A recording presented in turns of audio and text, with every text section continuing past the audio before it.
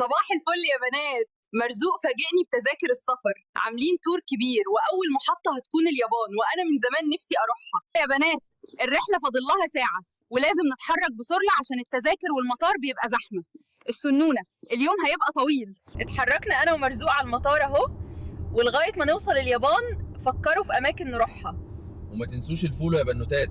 مرزوق راح يخلص الاوراق وجاي تاني. انا متحمسة جدا بصراحة، الرحلة هتبقى تحفة إن شاء الله. خلاص يا بنات في الطيارة أهو، أول ما نوصل هناك هنبتدي الرحلة، استنونا. أخيرا وصلنا اليابان يا جماعة، كانت رحلة طويلة. جهز نفسي وننزل عشان في أماكن كتير نفسي أشوفها بالليل. هروح سوق اسمه تسوكيجي عشان عايزة أجرب الأكل الياباني، استنوني. أنا دلوقتي في سوق تسوكيجي، ورايا محلات فيها أكلات بحرية غريبة جدا، وقررت أجرب تاكو اللي هو الأخطبوط. استنوني وشوفوا التجربة. بصراحة لما شفت منظره مش عارفة هجربه ولا لأ. مرزوق تقريبا خلص على الأخطبوط وهياكلني بعده. انا بصراحه ماليش في الاكل ده، عايزه اكل عادي، بس خايفه في الاخر ما يطلعش فراخ زي ما شكله باين. ربنا يستر. صباح الخير يا بنوتات، نازلين علشان نفطر في مكان بيعمل فطار ياباني أصيل. استنونا هنجرب حاجات كتير يا بنات. احنا دلوقتي في ديزني لاند طوكيو، بصراحة المكان هنا يجنن.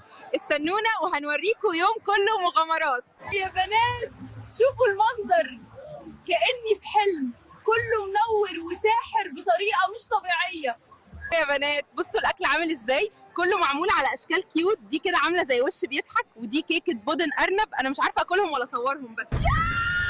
يا بنات اللعبة دي خطيرة بجد، قلبي هيقف، بس حقيقي متعة. يا نهار ابيض. يا بنات اللعبة دي مرعبة قوي، أنا هموت من الخوف. يا بنات أخيرا خرجنا، والله العظيم اللعبة دي موتتني رعب، بس دلوقتي مش قادرة أبطل ضحك.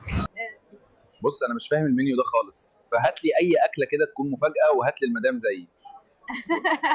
خلاص يا حبايبي، ده آخر يوم لينا في اليابان، وبكرة هنتحرك على بلد تانية. تقدروا تتوقعوا هنروح فين؟